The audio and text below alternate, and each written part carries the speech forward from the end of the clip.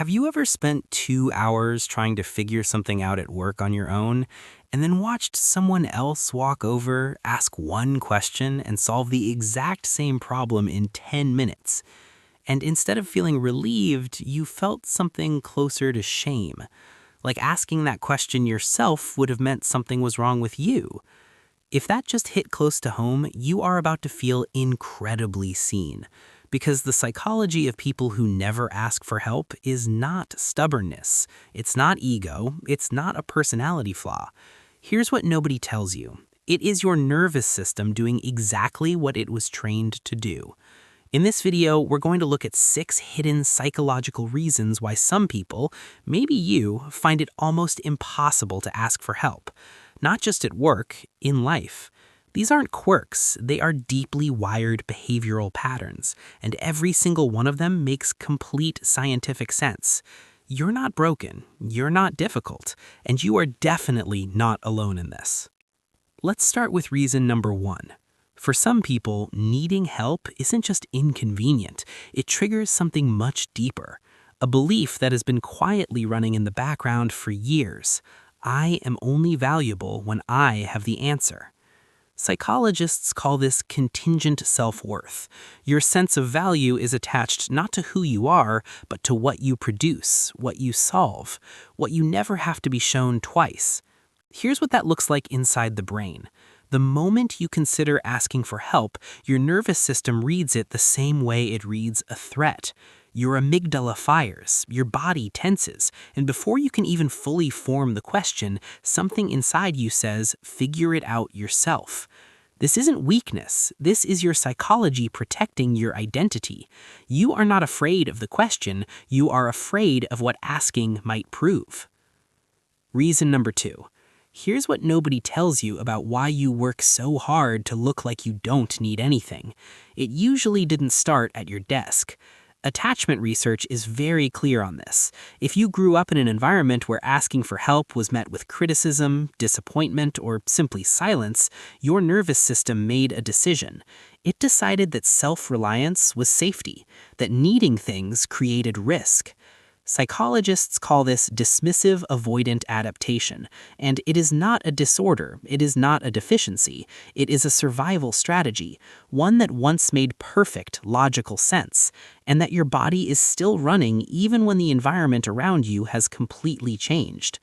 The office is new, the people are different, but the wiring is the same. You are not closed off, your nervous system is still standing guard. Reason number 3. There's a specific kind of fear that lives in people who are very capable, very smart, and quietly terrified that one wrong move will shatter the image everyone has of them. Psychologists call it impostor phenomenon, and one of its most consistent behavioral markers is this: refusing to ask for help because asking means someone might look closely enough to see what you believe is underneath. So you stay silent, you work longer, you spend twice the time on something to avoid a 30-second conversation, and you tell yourself it's efficiency. But what it actually is protection. Your brain has built a brilliant, exhausting wall, and it built that wall for a reason. Reason number 4. Asking requires trust, and trust was never cheap for you. Asking for help isn't just a transaction, it's an act of vulnerability. And for people whose past experiences taught them that vulnerability leads to consequences, asking can feel genuinely dangerous. Maybe someone used your uncertainty against you. Maybe showing that you didn't know something once came with a cost. Maybe you learned that needing things gave other people power over you. Your nervous system remembers all of it. This is hypervigilance, one of the most sophisticated outputs of a nervous system that learned to scan constantly for threat, minimize exposure, and maintain control at all costs. You are not antisocial, you are not cold, you are protecting something that was hurt before, and there is a profound difference. Reason number 5. You don't want to owe anyone anything. One of the most underrated reasons that people never ask for help is this: asking creates obligation, and for some people, that feeling of reciprocal debt, even a small implied one, is almost unbearable. Psychologists describe this through the lens of autonomy preservation. For people who have experienced controlling or transactional relationships, even owing someone a minor favor can feel like handing them leverage. So instead of asking, you carry it alone. You keep the scales perfectly even. You guard your independence like it is the most valuable thing you own. Here's what nobody tells you. That is not coldness. That is your psychology protecting your freedom. Reason number 6, your competence is your identity.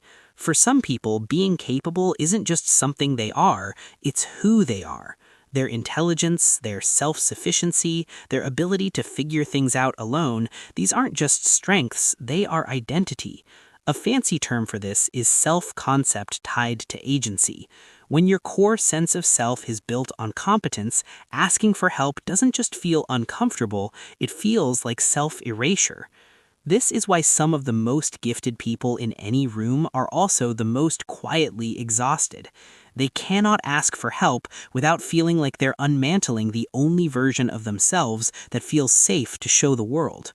You're not stubborn. You are someone whose identity is doing everything it can to stay intact. Here is the reframe I want you to sit with.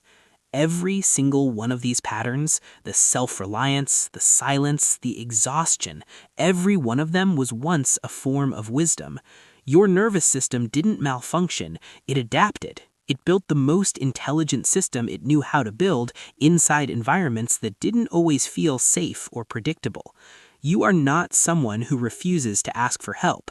You are someone whose psychology learned to protect itself brilliantly, quietly, and at a great personal cost. And now, slowly, and only when you're ready, you get to teach it something new. Not because you were broken, but because you are safe enough now to be seen. You are not difficult. You are not too much. You are not less because you struggle with this. Your self-reliance isn't a flaw. It's the most loyal thing your mind ever did for you. Which of these 6 reasons hit you hardest? Drop the number in the comments. I read every single one. And if someone in your life would feel incredibly seen by this video, this one is worth sharing with them.